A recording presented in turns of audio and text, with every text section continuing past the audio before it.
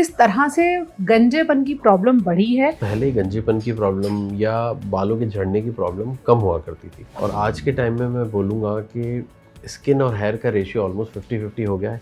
बहुत ज़्यादा healthy lifestyle तो फॉलो नहीं करते हैं। किसी एक में भी बॉल्डनेस है तो आगे चांसेस हैं बॉल्डनेस आने के।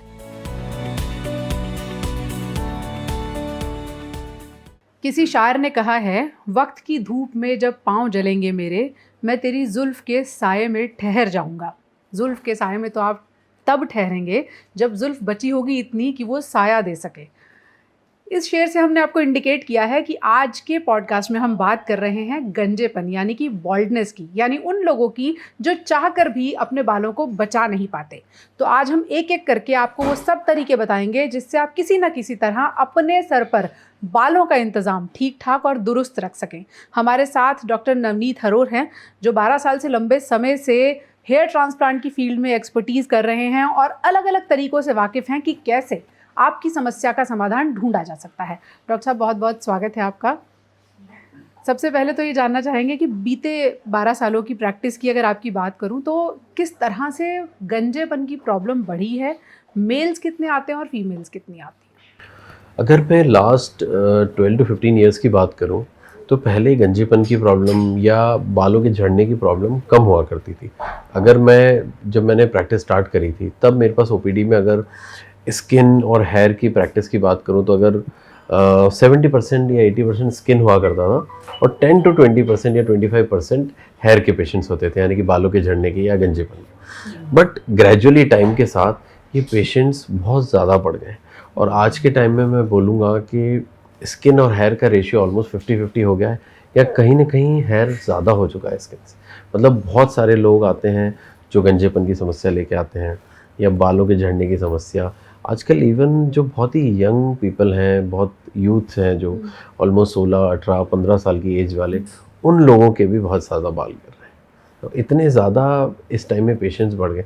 प्लस पोस्ट कोविड अगर हम बात करें तो बालों की समस्या वैसे भी ओवरऑल बढ़ चुकी है। तो टीनेज से बॉल्डनेस शुरू हो जाती है? टीनेज से बॉल्डनेस शुरू हो जाती है। हालांकि बहुत पहले नहीं हुआ करता था ये, बट हाँ आजकल टीनेज से बॉल्डनेस शुरू हो जाती है। जैसे आपने कहा कि आप अपनी प्रैक्टिस में ही देख रहे हैं, इसके रीजंस क्या हैं कि अचानक इतनी ज़्यादा बॉल्डनेस बढ़ रही है? हाँ, इसके रीजंस हैं। आजकल अगर आप ध्यान से देखेंगे तो लोगों को बहुत ज़्यादा तनाव है, स्ट्रेसफुल लाइफस्टाइल है, बहुत ज़्यादा हेल्दी लाइफस्टाइल तो फॉलो नहीं करते हैं।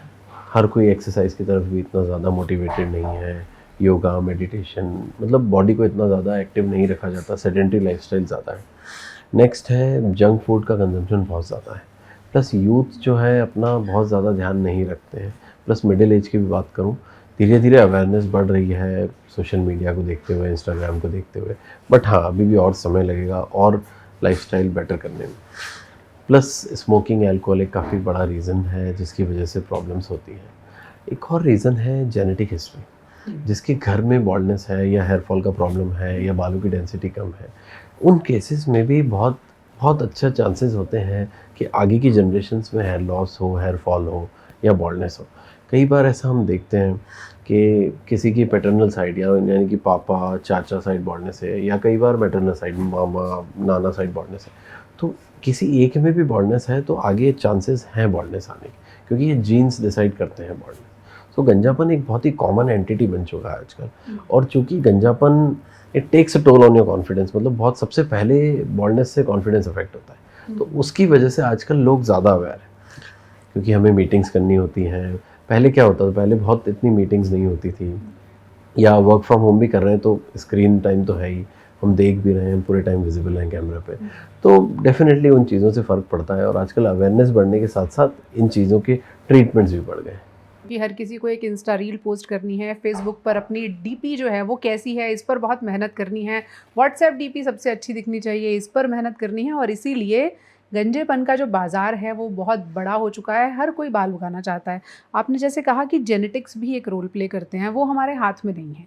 लेकिन जो बार बार आपने एक शब्द यूज़ किया कि लाइफस्टाइल, या लोग अपना ध्यान नहीं रखते, उनको आप कितना बड़ा कंट्रीब्यूटर मानते हैं कि लोगों के बाल चले जाएं, और वो क्या स्पेसिफिकली रीजंस हैं जिसकी वजह से ये गंजापन बढ़ रहा है? आज के टाइम में अगर मैं बात करूं तो वो 30 to 40% कंट्रीब्यूटर है।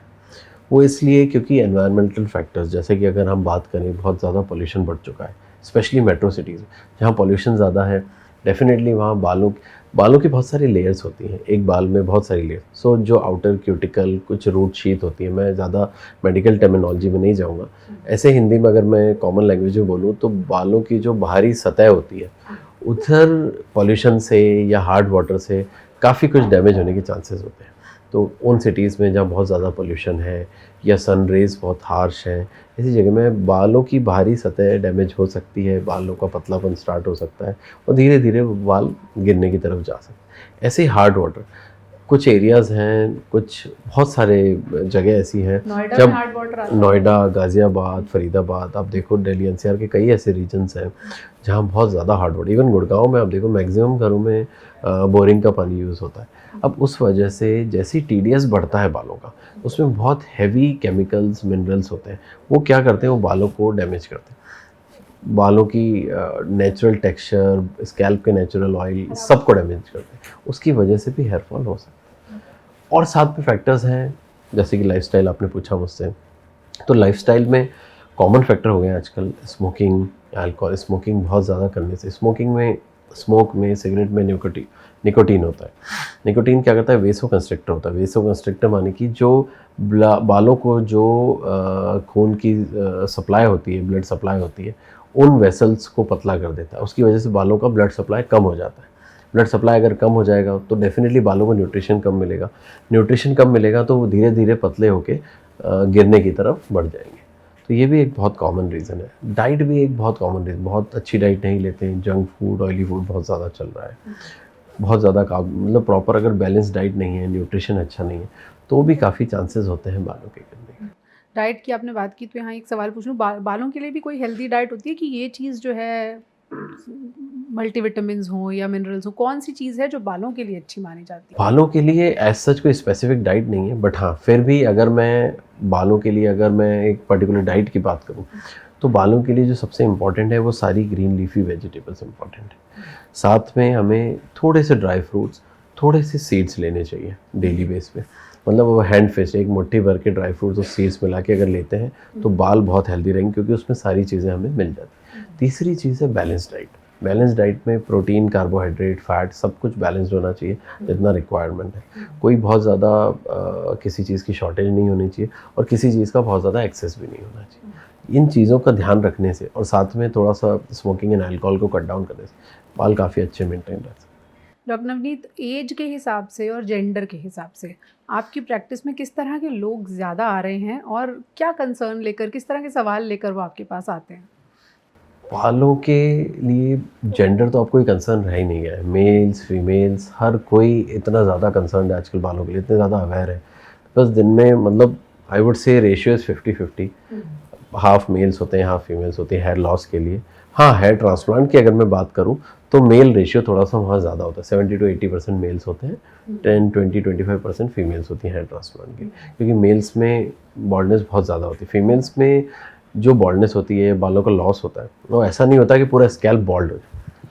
थिनिंग होती है, वाइडनिंग हो तो पार्टिंग एरिया, जहाँ से मांग निकालते हैं वो एरिया बड़ा होने लग जाता है, डेंसिटी कम हो जाती है, डिफ्यूज पैटर्न ऑफ एलोपेशिया होता है, बट ऐसा नहीं होता कि पूरा खाली हो जाए। मेल्स में पूरा खाली हो जाता है, इसलिए मेल्स में हेयर ट्रांसप्लांट वाली चीज़ें ज़्यादा होती हैं। ये हमने देखा है कि जब मैरिजेबल एज में लड़के होते हैं, ऐसा हमने सुना भी कि उस समय सबसे ज़्यादा हेयर ट्रांसप्लांट के लिए आते हैं। ये बात कितनी सही है? ये बात बिल्कुल ठीक है। आई डोंट नो व्हाई, मतलब मैरिज से तो बालों का कोई रिलेशन नहीं होना चाहिए, वो तो एक अच्छे जीवन साथी को चूज़ करने वाला पॉइंट है। बट हाँ, आजकल क्योंकि प्रेजेंटेबल होना बहुत ज़्यादा ज़रूरी है, इसलिए हम देख रहे हैं कि जैसे ही मैरिजेबल एज आती है, शादी की तरफ बढ़ रहे होते हैं, तो कई बार गर्लफ्रेंड या वाइफ या फैमिली की डिमांड होती है कि भाई आपको हेयर ट्रांसप्लांट कराना चाहिए बॉल्डनेस एंड ऑल कॉम्बैट करने के लिए, तो तब काफ़ी ज़्यादा हेयर ट्रांसप्लांट के लिए लोग आते हैं। Yes, that's true. वैसे तो किसी ने कहा है, मत कहो कि मेरा महबूब गंजा है, चांद पर भी कहीं बाल उगा करते हैं। लेकिन वो ज़माना अब चला गया है। महबूब से पहले तो खुद का जो कॉन्फिडेंस है वो हिल जाता है। लोग आते हैं कि बाल नहीं हुए तो हम दूसरों के सामने अपने आप को प्रेजेंट नहीं करेंगे। तो ये तो अब ट्रीटमेंट की तरफ बढ़ते हैं। ऐसे कौन से लोग हैं जिनमें बाल गिरने की शुरुआत हुई, उन्होंने समय रहते कोई ट्रीटमेंट ले लिया और उन्हें कोई आर्टिफिशियली या कॉस्मेटिक रीजंस जो हैं वो नहीं अपनाने पड़े, ट्रांसप्लांट तक नहीं जाना पड़ा, सिर्फ दवाओं से या कुछ लगा के, ऐसे कुछ % लोग हैं? ऐसा काफ़ी लोग हैं जिन्होंने ठीक टाइम पे अपनी हेयर कंसल्टेशन ले ली या डॉक्टर से मिल लिए और देख लिया, डॉक्टर आपको एनालाइज करते हैं, एग्जामिन करते हैं कि बालों के झड़ने का कारण क्या है। अगर हमें लगता है कि कोई टेम्परेरी रीज़न है, जैसे कि कोई डेफिशिएंसीज़, विटामिन डेफिशिएंसीज़ हो या फिर vitamin D, calcium, folic acid, बहुत सारी चीज़ें हैं जो बालों के लिए रिस्पॉन्सिबल होती है। Even iron is equally responsible. कभी कोई डेफिशिएंसीज़ हैं तो आप जैसे ही डर्मेटोलॉजिस्ट से मिलते हैं, वो इस चीज़ का एकदम थॉरो एग्जामिनेशन करते हैं। इफ़ रिक्वायर्ड कुछ ब्लड टेस्ट करवाते हैं हम लोग, और उसमें अगर हमें कुछ कमी मिलती है तो हम इमीडिएटली उसके सप्लीमेंट्स या मल्टीविटामिन्स दे के उन चीज़ों को ठीक कर लेते हैं, तो बाल अपने आप ठीक होने लगे। कई बार उससे एडवांस स्टेजेस में हमें मल्टीविटामिन्स के साथ कुछ लोशन, सीरम, बाल उगाने वाले या बालों को मेंटेन करने वाले कुछ जेंटल शैम्पूज़ प्रिस्क्राइब करने पड़ते हैं। उससे भी बाल कई बार काफ़ी केसेस में अच्छे हो जाते हैं। उनसे आगे की स्टेज पे चलें, बाल काफ़ी गिर चुके हैं या कम बचे हैं, तो बहुत सारी ऐसी आजकल थेरेपीज़ आ गई हैं जो बहुत ही सेफ़ हैं, बहुत ही किफ़ायती भी हैं और बहुत अच्छे रिजल्ट्स देती है। जैसे कि PRP therapy, GFC therapy, mesotherapy, ये इनमें से कई थेरेपीज़ हैं जो आप ही के ब्लड से बनाई जाती हैं। उससे हम बालों को जीएफसी से या पीआरपी से बालों के लिए एक स्पेसिफिक प्लाज्मा या ग्रोथ फैक्टर्स बनाते हैं और उसको हम स्कैल्प में इन्फ्यूज़ करते हैं। उससे पतला बाल मोटा होता है, वीक बाल स्ट्रॉन्ग बनता है, झड़ना कम हो जाता है। कई बार हम देखते हैं हमारे बाल जड़ों के साथ झड़ रहे हैं, वो जड़ों के साथ झड़ना भी काफ़ी हद तक कम हो जाए। तो ऐसी थेरेपीज से बाल मेंटेन हो जाते हैं। उसके बाद आती हैं कुछ स्टेजेस जहाँ बाल बिल्कुल जा चुके हैं, कोई रूट्स बची नहीं है। अगर जाहिर सी बात है कोई रूट्स नहीं बची हैं तो डेफिनेटली एक ऐसा सॉल्यूशन करना पड़ेगा हमें जिसमें रूट्स ही इम्प्लांट करनी पड़े। तो रूट्स इम्प्लांट करने के लिए जब गंजापन या बॉल्डनेस बहुत ज़्यादा आ जाती है तो हम बाल, जैसे यहाँ बॉल्डनेस है तो बालों के स्कैल्प के पीछे वाले हिस्से से बाल लेकर या बियर्ड से या चेस्ट से बाल लेकर उस एरिया में लगा दिए जाते हैं जब बाल कम है। तो वो लास्ट स्टेज होता है। उससे पहले बहुत सारी थेरेपीज़ होती हैं जिससे हम अपने बालों को बचा सकते हैं, अच्छा कर सकते हैं। पीआरपी, जीएफसी की आपने बात की, थोड़ा समझाइए उसमें क्या किया जाता है? पीआरपी, जीएफसी एक बहुत ही आजकल कॉमनली होने वाला ट्रीटमेंट है जो कि बाल झड़ने के लिए, बाल पतले होने पे, बालों की क्वालिटी ख़राब होने पे, टेक्सचर ख़राब होने पे किया जाता है। इसमें हम क्या करते हैं, ब्लड लिया जाता है, एक स्पेसिफिक ट्यूब्स होती हैं इसकी, उसमें हम सेंट्रीफ्यूज़ करते हैं एक स्पेसिफिक मशीन में एक पर्टिकुलर आरपीएम पे। पेशेंट से ब्लड लिया जाता है? पेशेंट का ही ब्लड लिया जाता है और उससे हम प्लेटलेट रिच प्लाज्मा या फिर ग्रोथ फैक्टर कॉन्सेंट्रेट बनाया जाता है और उसको हम स्कैल्प में क्रीम लगा के नम किया जाता है, सुन किया जाता है और उसके बाद उसको इन्फ्यूज़ किया जाता है पूरे स्कैल्प में। उससे पतला बाल मोटा होता है, वीक बाल स्ट्रॉन्ग बनता है, झड़ना कम होता है। पिछले 1-1.5 साल में, 2 साल में अगर कोई बाल गए हुए होते तो वो रीग्रो भी कर जाते हैं। ये तो कुछ खाद पानी देने जैसा मामला हो गया कि हाँ, फर्टिलाइज ऐसा समझ सकते हैं। यस यस यस, बिल्कुल ठीक बात है। ये बालों की खेती का एक बिजनेस है जिसकी तरफ हम आपको लेकर जा रहे हैं। भारत में जो आंकड़े हैं वो ये बताते हैं कि 40 की उम्र पार करते करते 30% पुरुषों के बाल इतने निकल जाते हैं कि वो मेल पैटर्न बॉल्डनेस की कैटेगरी में आ जाते हैं, यानी वो गंजे कहलाते हैं। ये जो मेल पैटर्न बॉल्डनेस हम बहुत सुनते हैं, भारत में बहुत कॉमन है, इसकी क्या वजह होती है और किसे हम मेल पैटर्न बॉल्डनेस में कैटेगरी में रखते हैं? मेल पैटर्न बॉल्डनेस की सबसे कॉमन जो वजह है वो है जेनेटिक हिस्ट्री। अगर फैमिली में किसी को बॉल्डनेस है, चाहे वो मैटरनल साइड हो, पैटर्नल साइड हो, तो वो काफ़ी केसेस में आगे की जनरेशन्स में रन करती है। वही चीज़ें आगे की जनरेशन में भी होने के चांसेस हैं। हो सकता है दादा के बाल गए हुए हों, उनके बेटे के बाल, उनके पोते के बाल गए हुए हों, या फिर मामा के बाल गए हुए हों, तो ऐसे ये जनरेशन्स में रन करता है।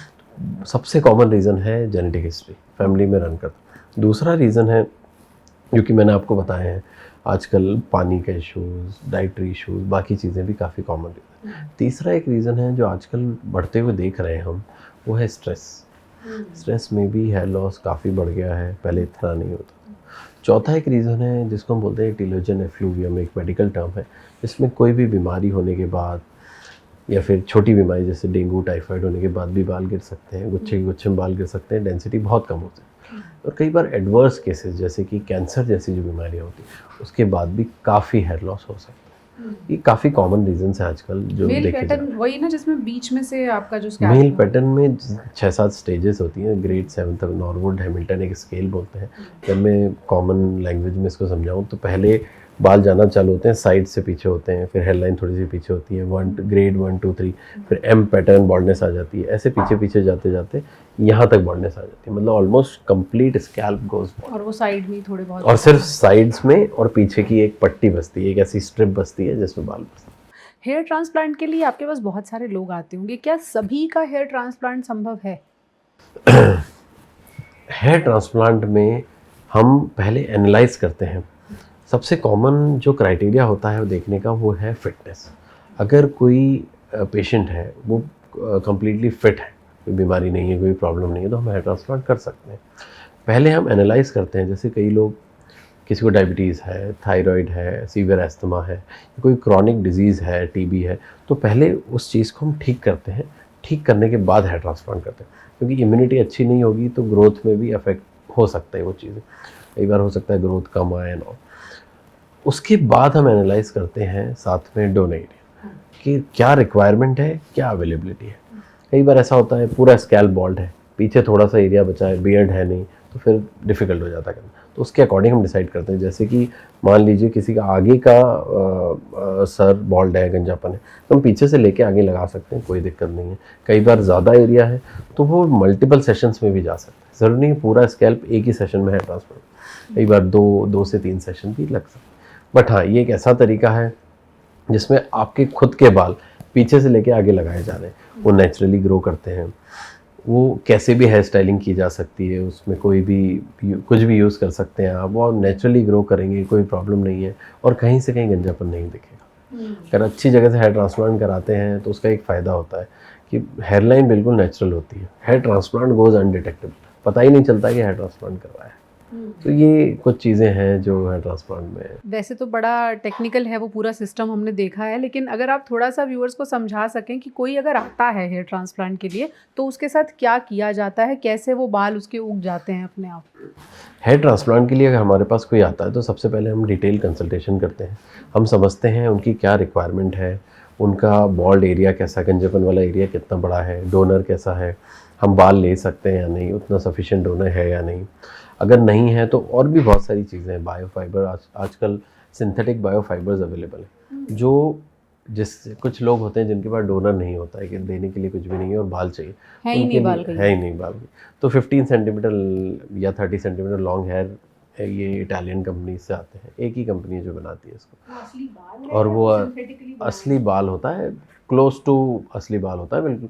मतलब उसके जो कंपोनेंट्स हैं वो ह्यूमन हेयर के पार्ट होते हैं, और मतलब एग्जैक्टली ह्यूमन हेयर नहीं बोल सकते क्योंकि एक ह्यूमन हेयर दूसरे ह्यूमन में नहीं लगाया जा सकता बॉडी रिजेक्ट करने की तरफ, तो क्लोज टू ह्यूमन हेयर होता है।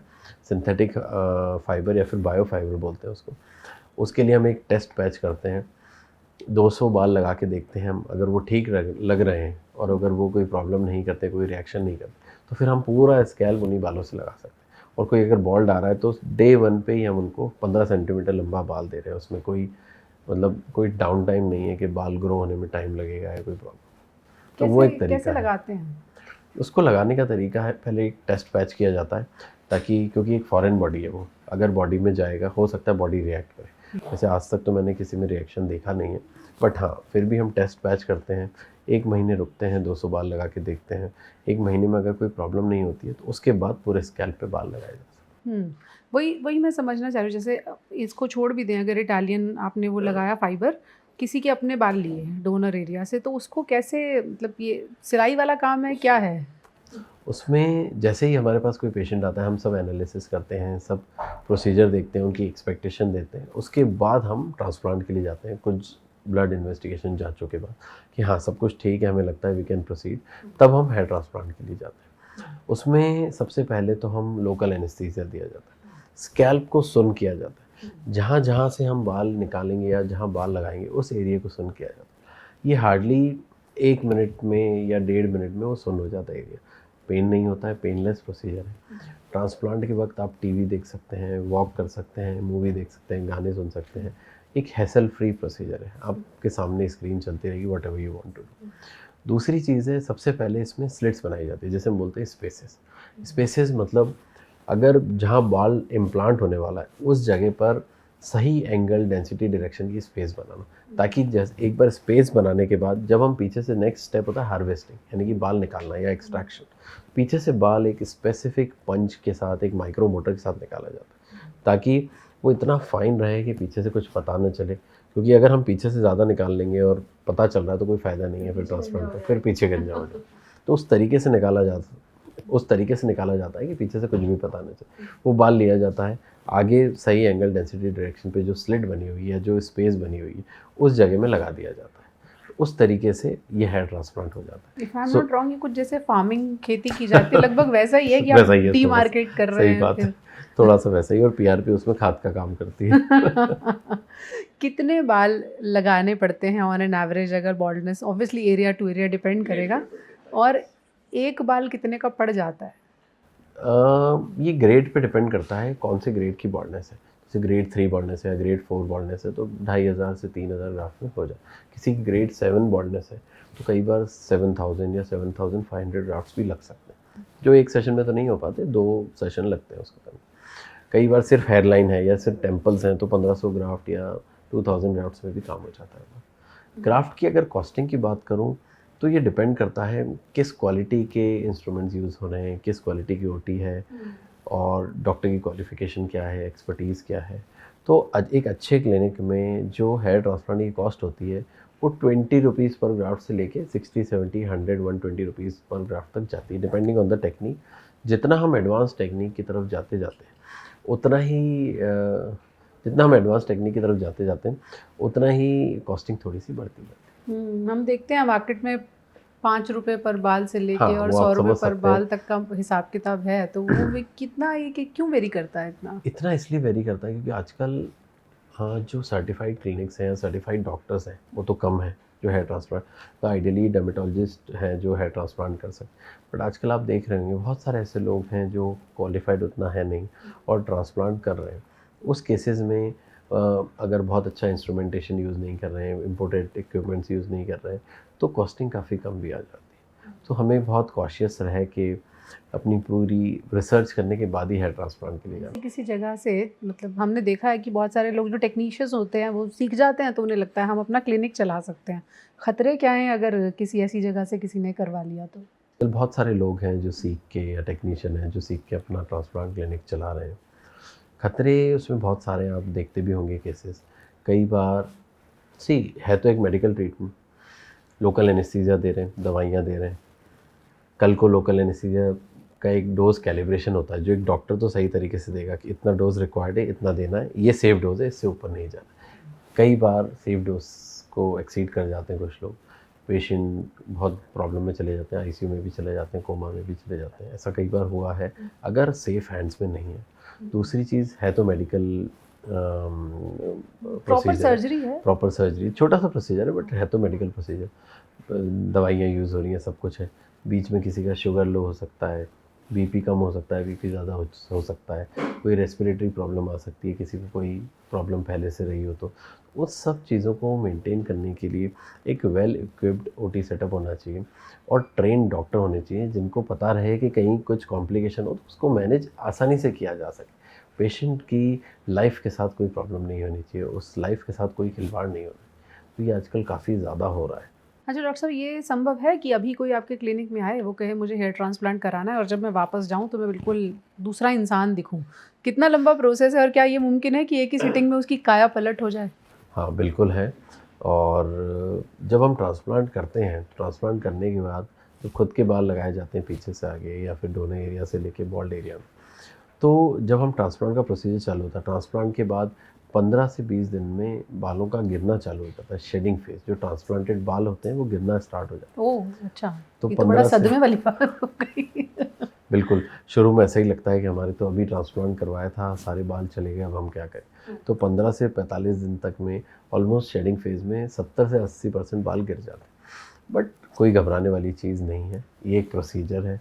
जो बाल लगाया था वो डेड पार्ट गिर रहा है, रूट जो है, जड़ जो है वो इस्टेब्लिश हो चुकी है, अंदर पक्की हो चुकी है। तो 2.5 से 3 मंथ्स तक ग्रोथ चालू हो जाती है। 6 मंथ्स में अच्छी ग्रोथ आ जाती है जिसमें हम देख सकते हैं कि ये बिफोर है, ये आफ्टर है, काफ़ी डिफरेंस है। अच्छा, वो 6 महीने बाद वो बिफोर आफ्टर वाला फोटो इजीली बन बन सकता जाता है, इजीली बन जाता है।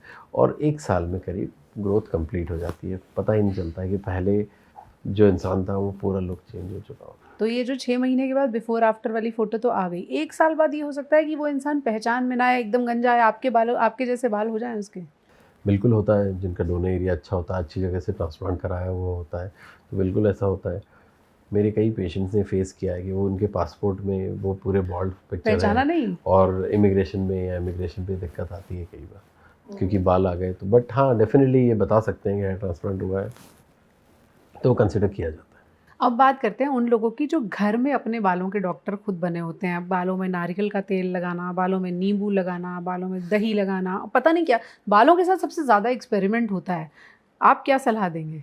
बालों के साथ और स्किन के साथ मुझे लगता है सबसे ज़्यादा एक्सपेरिमेंट्स होते हैं। आलू टमाटर से लेके आलू, कुछ भी। टमाटर, प्याज, बेसन, मतलब ये सब चीज़ें अगर हम खाने में यूज़ में लें तो ज़्यादा अच्छा है। बट लोग बेसन, प्याज, पकौड़े बनाने के बजाय उसको बालों में लगाते हैं, फेस पे लगाते हैं। आजकल आपने देखा होगा onion serum, onion hair oil, onion shampoo, बहुत कुछ चल रहा है। तो ऐसा है कि कोई भी केमिकल बेस्ड प्रोडक्ट बालों में लगाना हमें हमेशा अवॉइड करना चाहिए। हमें आजकल इतने सारे मेडिकेटेड प्रोडक्ट्स हैं, वो आप लगा सकते हैं, या फिर बालों को एक जेंटल शैम्पू से वॉश करें। तो किसी को डैंड्रफ की इशू है या कोई प्रॉब्लम है, तो एंटी डैंड्रफ शैम्पू आजकल अवेलेबल है 2% केटाकोनाजोल बेस्ड, उसको यूज़ कर सकते हैं। But home therapies, home recipes से, होम रेमेडीज़ से बाल बेहतर नहीं होने वाले हैं। थोड़े टाइम के लिए थोड़ा लश्चर या शाइन बेटर हो सकता है, बट अगेन अल्टीमेटली वो वापस उसी जगह पे चले जाएंगे जहाँ से हमने स्टार्ट तो ये बेसन, एलोवेरा, दही, कोई अवॉइड फ़ायदा करना नहीं? चाहिए। बिल्कुल। रीठा, आंवला, शिकाकाई के विषय में क्या कहेंगे आप? पहले के टाइम में ऐसा होता था कि कुछ रेमेडीज़ अवेलेबल नहीं थी। हाँ, रीठा, आंवला, शिकाकाई बालों के लिए अच्छे होते हैं, इसमें कोई डाउट नहीं है। बट ऐसा नहीं कर सकते कि हम उनका डेली यूज़ करें। हाँ, वो शैम्पू के फॉर्म में हम यूज़ कर लें तो ठीक है। पहले ऐसा हुआ करता था, मुल्तानी मिट्टी लगाया करते थे लोग, ठीक है, उससे बाल सॉफ्ट होते थे, लश्चर होता, ऐसा नहीं है। पहले की रेमेडीज़ बहुत अच्छी थी, बट ऐसा वो हम लोग हमारी लाइफ़स्टाइल में डेली तो नहीं कर सकते। कभी कभी करें तो ठीक है। बहुत ज़्यादा ऑयलिंग भी नहीं करना चाहिए बालों। बहुत ज़्यादा ऑयलिंग करने से डैंड्रफ की शिकायत, फ्लेकीनेस की शिकायत बढ़ सकती है। ऑयलिंग को लेके लोग अक्सर कंफ्यूज रहते हैं। डैंड्रफ होता है तो डॉक्टर सलाह देते हैं ऑयल ना लगाएं। पेशेंट को लगता है वो ऑयल लगाता है तो उसको राहत मिलती है। तो ऑयलिंग को लेके बालों के साथ क्या रूल होना चाहिए?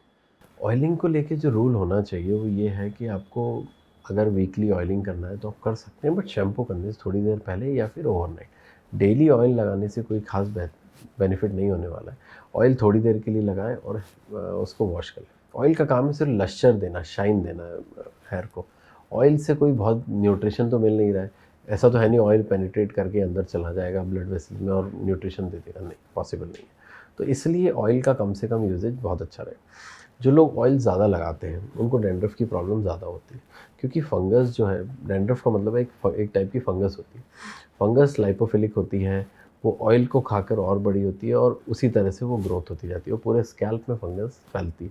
उसे हम मेडिकल टर्मिनोलॉजी में बोलते हैं सेबोरिक डर्मेटाइटिस। तो इसलिए स्कैल्प में ऑयल लगाना अवॉइड करना चाहिए। हाँ, बहुत अर्ज होती है, पुराने टाइम में नानी दादी ये बोला करती थी, तो हफ्ते में एक बार या 15 दिन में एक बार अच्छे से मसाज करवा सकते हैं ऑयल के साथ।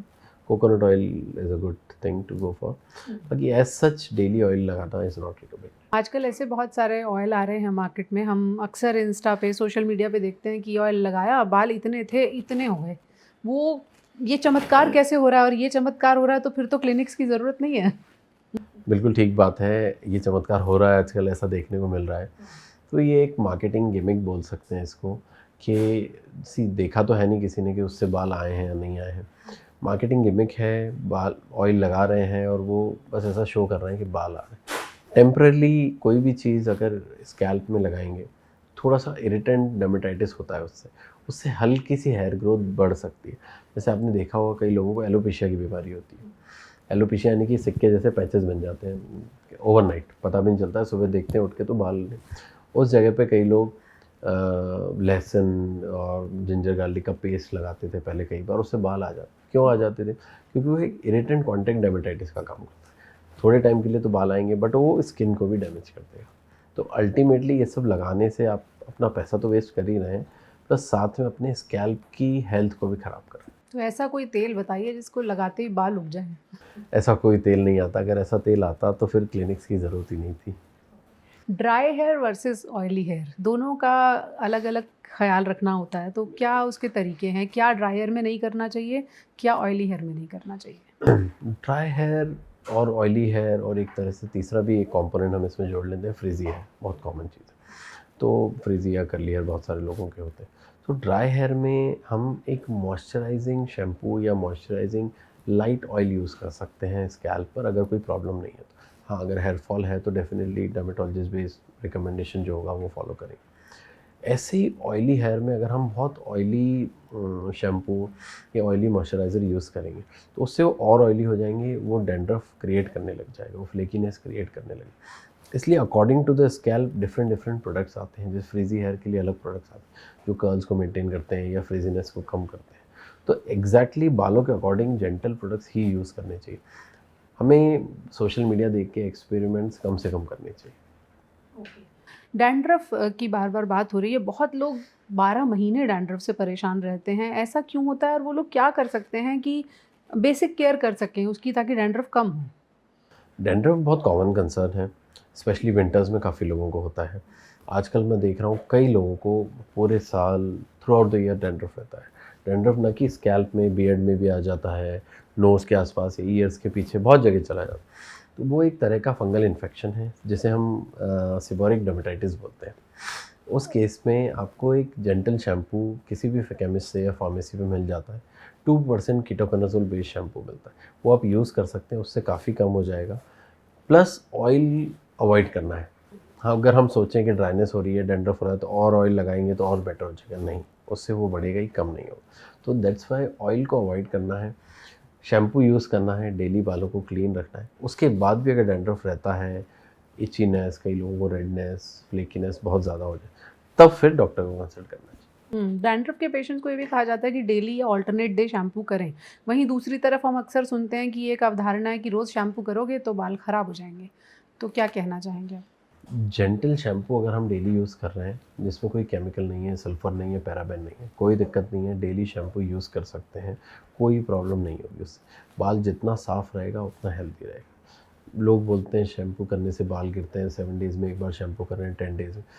हेयर का एक साइकिल होता है, हर दिन या हर हफ्ते कुछ बालों को तो गिरना ही है, क्योंकि नीचे से नया बाल आएगा। हेयर की एक साइकिल होती है जिसमें एनाजन यानी कि ग्रोथ वाला बाल, टीलोजन यानी कि झड़ने वाला बाल, जो झड़ने वाला है पतला हुआ बाल, और कैटाजन यानी कि रेस्टिंग फेज़ वाला बाल। एनाजन यानी कि ग्रोइंग फेज़ वाला बाल, टीलोजन यानी कि रेस्टिंग फेज़ वाला बाल, कैटाजन जिसमें बाल गिर जाता है। तो ये हर बाल को इन तीनों साइकिल से गुजरना ही पड़ता है, तो बाल तो गिरेगा ही।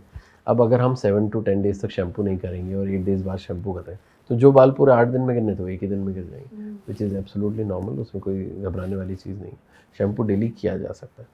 और जिन लोगों की स्किन ज़्यादा ऑयली होती है, फेस पे भी आपने देखा होगा एक्ने आते हैं, डैंड्रफ रहता है, उन केसेस में डैंड्रफ ज़्यादा देखने को मिलता है, क्योंकि स्किन ऑलरेडी ऑयल सेक्रेट कर रही है। फंगस के लिए वो एक बेटर एटमॉस्फेयर बन जाता है और उस जगह पर फ्लेक्स और डैंड्रफ ग्रो करने लग जाता है। चलते चलते एक बार फिर हेयर ट्रांसप्लांट पे आते हैं। हमने हेयर ट्रांसप्लांट तक के प्रोसीजर की तो बात कर ली, उसके बाद बहुत लोगों को लगता है अभी तो ट्रांसप्लांट कराया है, अब उसको मेंटेन करना है, तो वो जो मेंटेनेंस है वो कितनी इंपॉर्टेंट है और वो कैसे होती है?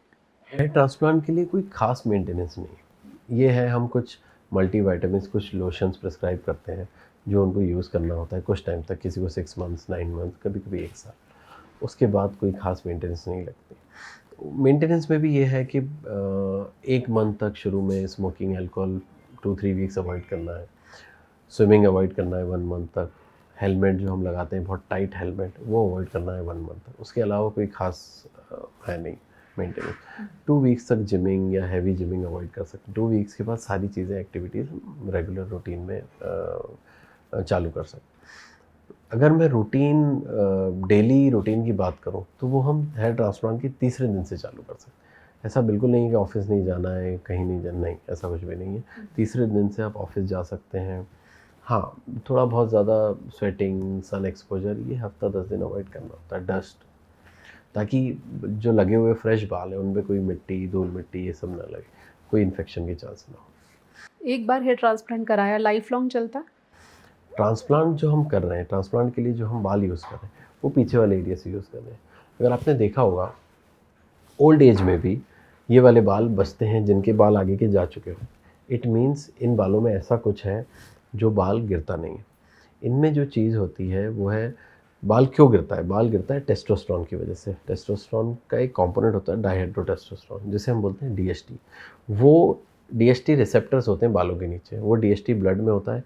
बालों के नीचे जो डीएचटी रिसेप्टर होते हैं उस पर वो लगता है जाके, और बाल को धीरे धीरे पतला करके शेड ऑफ करवाते हैं। वो मेल हार्मोन के रिसेप्टर्स ही नहीं होते हैं पीछे वाले बालों में, इसलिए मेल हार्मोन डीएचटी या टेस्टोस्टेरोन काम ही नहीं कर पाता उन पे, और वो गिरते नहीं, इसलिए वो परमानेंट होते हैं। इसलिए उन्हीं को पीछे से आगे लेके लगाया जाता है। उनकी लाइफ बहुत अच्छी होती है, लंबी होती है, लाइफ लॉन्ग। ओके, किसी के बाल जल्दी सफ़ेद, किसी के देर से सफ़ेद, ऐसा क्यों होता है?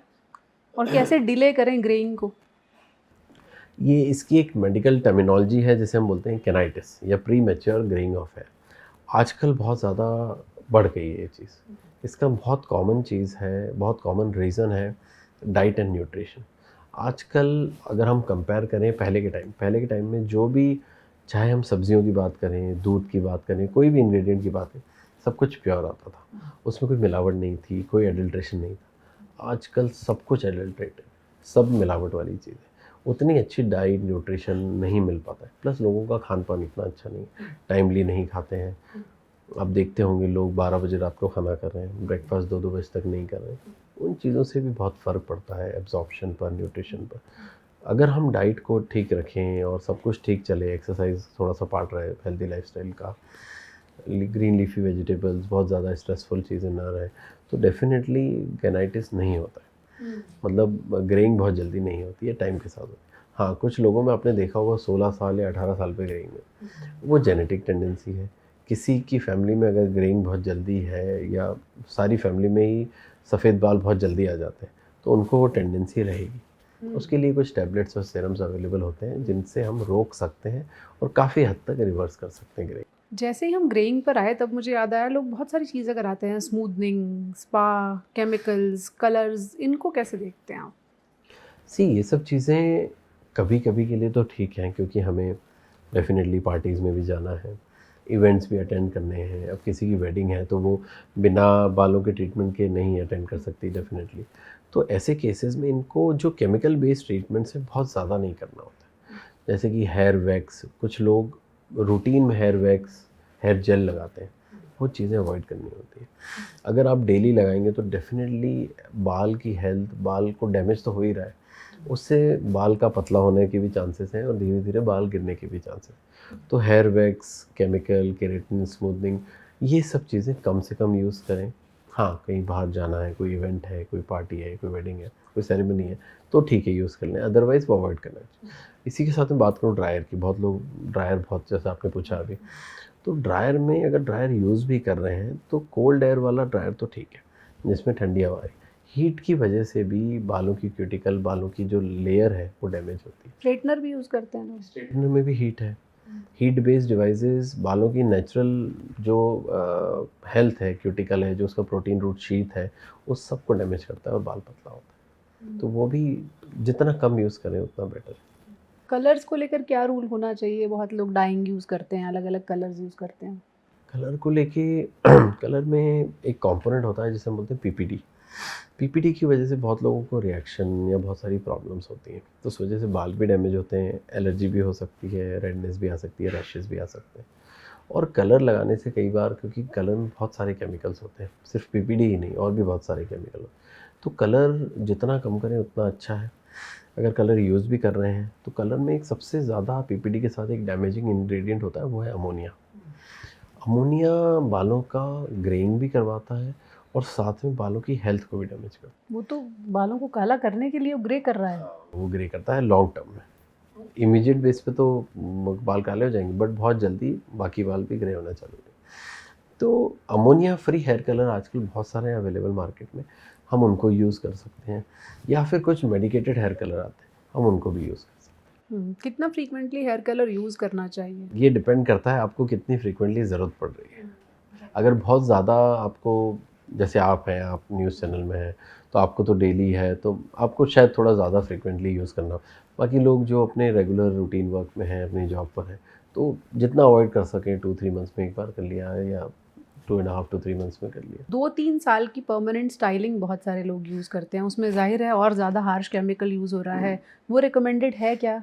डेफिनेटली वो अवॉइड करना चाहिए, क्योंकि उसमें सबसे ज़्यादा केमिकल्स यूज़ हो रहे हैं। उसमें ना कि सिर्फ अमोनिया, पीपीडी, और भी बहुत सारे हार्श केमिकल्स यूज़ हो रहे हैं। जो मेरे पास इतने सारे पेशेंट्स आते हैं जो 1 साल की या 2 साल की परमानेंट स्टाइलिंग को यूज़ करते हैं या वो ट्रीटमेंट करवाते हैं, उनको बहुत ज़्यादा हेयर फॉल है, बहुत ज़्यादा थिनिंग है, बहुत ज़्यादा डेंसिटी और वॉल्यूम कम हो चुकी होंगी बालों की, सिर्फ उस ट्रीटमेंट के बाद से। तो वो ट्रीटमेंट जितना अवॉइड कर सकें उतना बेहतर हो। तो ये जो हमने इतनी सारी बातें की हैं, इसका जो जिस्ट अगर मैं कहूँ तो वो ये है कि आपके घर में ड्रायर भी होगा, स्ट्रेटनर भी होगा, बहुत सारे केमिकल्स भी होंगे जिनके ज़रिए आप हेयर कलर करते होंगे, और भी बहुत सारी चीज़ें होंगी। लेकिन जितना ज़्यादा प्रकृति के नज़दीक रहेंगे, नेचर के नज़दीक रहेंगे, बालों की हाइजीन का ख्याल रखेंगे, उतना आपके बाल आपको कम मुश्किल देंगे। दूसरी बात ये है कि अब बाल उगाने के ऐसे पचासों तरीके हैं जो आपको गंजेपन से बचा सकते हैं, लेकिन ये सब डॉक्टर की सुपरविजन में ही करें, अपने आप अपने बालों के डॉक्टर ना बने। हमारे साथ जुड़ने के लिए बहुत बहुत शुक्रिया। आपके जो सवाल अभी भी बाकी रह गए हैं कमेंट सेक्शन में भेजिएगा, हम एक्सपर्ट्स के ज़रिए उनका जवाब देने की कोशिश करेंगे। Thank you so much doctor साहब हमसे जुड़ने के लिए। आई एम श्योर बहुत से सवाल अभी भी आएंगे, उनके जवाबों के लिए आपको परेशान करेंगे। नमस्कार।